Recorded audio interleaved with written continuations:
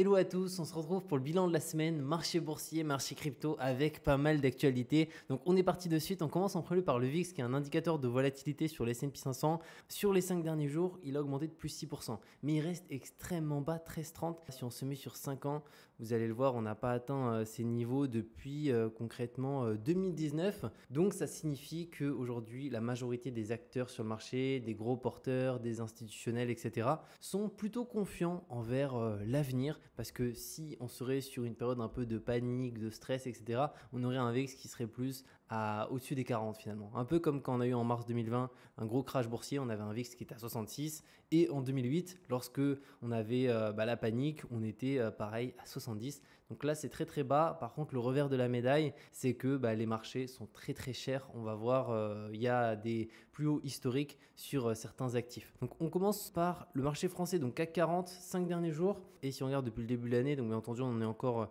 en mois de janvier, donc on est à moins 2,11. Donc ça commence pas très bien pour le CAC 40. Et si on regarde le S&P, 5 derniers jours, 1,01% et directement depuis le début de l'année, 2,04%. Donc là, ça part plutôt bien pour le marché américain. Et si on se met sur la map du S&P 500, donc ça, c'est la journée de clôture, c'est vendredi. Et sur la semaine, vous allez voir, c'est un petit peu différent. On a la majorité des gros titres qui sont dans le vert, mis à part Tesla, qui s'est quand même quasiment pris un moins 7% cette semaine, ce qui est quand même assez élevé pour une capitalisation très importante. Et après, bien entendu, il y a d'autres actifs, des fois dans la santé, dans les énergies qui baissent. Mais en tout cas, pour les très très gros actifs, là, ça a été Tesla cette semaine. Après, si on se met au niveau des actualités qui vont avoir lieu cette semaine, on a plusieurs choses. Premièrement, alors les taux de croissance du PIB, ça c'est quel jour? C'est jeudi.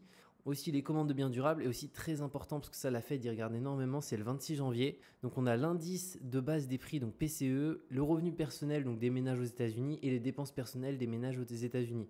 Pourquoi la Fed regarde énormément ces indicateurs? Parce que ça a un impact sur l'inflation, le niveau de dépenses des ménages et aussi le niveau de revenus.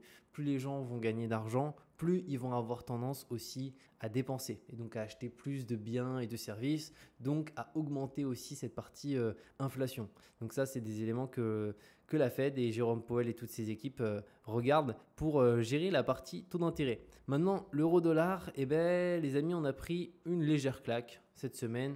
Moins 0,49%, ça reste léger. Depuis maintenant un an, on a 0,61, donc on est à peu près flat. Par contre, sur 5 ans, on peut voir que si on est exposé exclusivement à l'euro, on s'est quand même pris une sacrée baisse. On était il y a 5 ans pile à 1,14. Là, au plus bas, on était à 0,98. On avait eu, rappelez-vous, la parité. Et là, du coup, on est à 1,09 à peu près. Donc ça, on va le suivre de façon, de toute manière, petit à petit, au fur et à mesure des semaines. Orpea, qu'est-ce que ça donne? On n'est toujours pas à zéro. Donc pour l'instant, ça tient. Donc ça tient, ça perd énormément, mais sur les 5 derniers jours, moins 9,46%. Et ce qui est assez fou, mais regardez cette falaise. Le pire, c'est quand on se met sur le maximum, une vraie falaise. Et ça, c'est vraiment dingue à quel point un titre peut vraiment baisser. Et c'est pour ça que des fois, essayer de se dire, bon, tiens, telle action, elle a perdu 15%, c'est le bon moment. En fait, s'il y a un momentum négatif, il y a beaucoup plus de chances que ça baisse au final. Parce que certaines personnes vont paniquer, certaines personnes vont se dire je pense que ça va descendre plus bas. Et donc, ça peut le faire ça sur des indices très long terme, des ETF, mais par contre sur des actions, mais ça peut être la banqueroute. Et malheureusement, il y a beaucoup d'entreprises qui aujourd'hui ont été divisées. Là, enfin, on est à moins 97,21% sur 5 ans, on doit être à moins 99.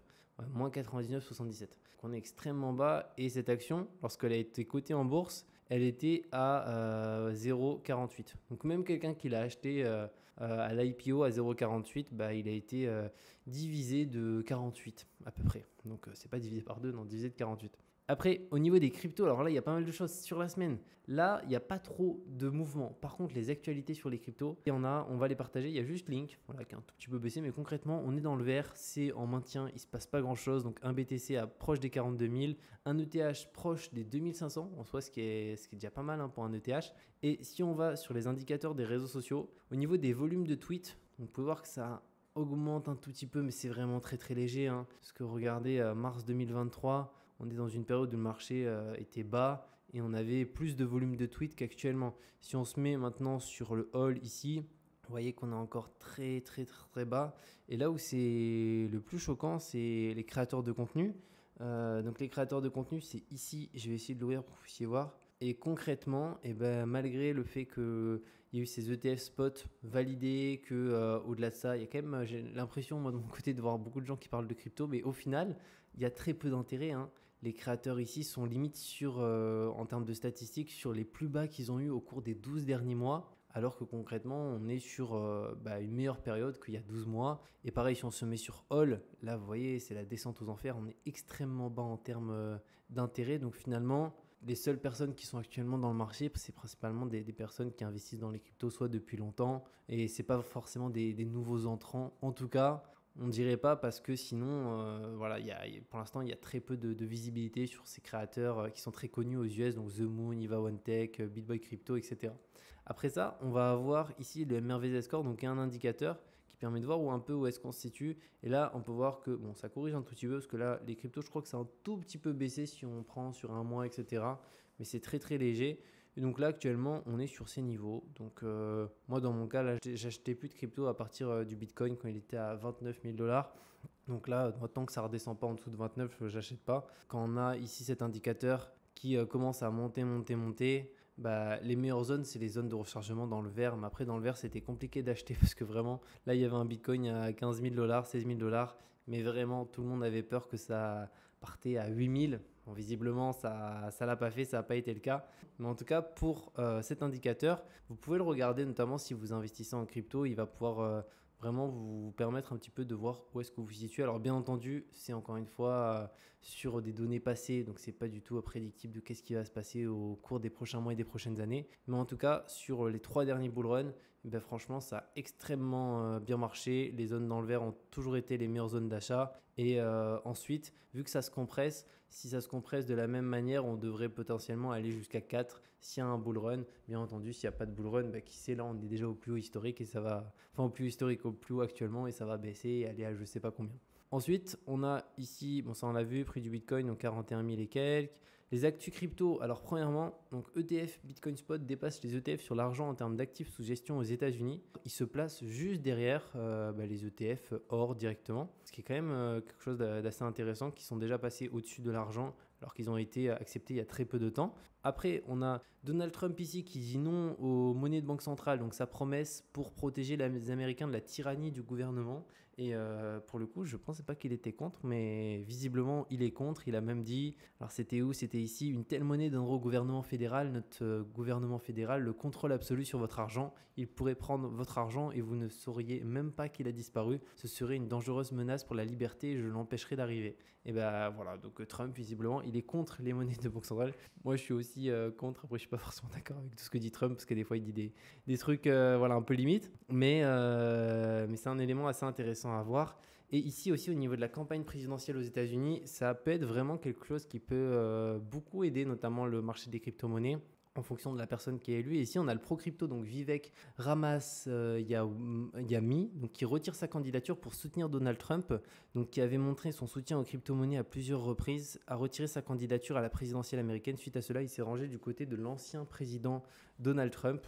Donc on est sur une personne pro-crypto qui se retire de la course aux US. Après, il y en a plusieurs qui se présentent, qui sont pro-crypto. Donc on verra encore une fois l'impact que ça peut avoir sur les marchés en fonction de qui est élu. Mais forcément, si on a quelqu'un de pro-crypto et qu'à côté, on a aussi tous ces gros émetteurs, les BlackRock et d'autres qui, pour le coup, ont lancé leurs fonds, leurs ETF spot. Ils ont tout intérêt en fait à en faire la promotion, à parler des cryptos comme quoi c'est quelque chose de bien. On va entendre c'est écologique, c'est innovant, c'est le nouvel argent, etc. Pourquoi? Parce que ils prennent des frais de gestion et ils veulent un maximum d'encours sur ces ETF, parce qu'en général, lui qui a le plus gros encours, c'est un peu 80-20, quoi. Il prend 80% du marché et c'est 20% des acteurs qui prennent ces 80%. Et 80% restants qui prennent les 20% restants, donc les miettes. Donc ils ont tout intérêt, chaque acteur, à parler en bien des cryptos, notamment du Bitcoin, pour remplir les encours et leurs caisses. Et on finit par le DCA, le suivi. Donc où est-ce qu'on en est? Sur la semaine, on a fait 1,35 et sur la journée de clôture 0,79. Et sur la semaine, on va se comparer un peu au S&P 500. Alors 1,35 versus 1,01. Donc on a fait un tout petit peu mieux que le S&P 500. Donc voilà par rapport à ce bilan de la semaine les amis. J'espère que ça vous a plu. Je vous mets 2 autres vidéos sur la chaîne. Alors c'est juste ici ou juste ici. N'hésitez pas à aller les voir et on se retrouve de toute manière très bientôt pour de nouvelles vidéos.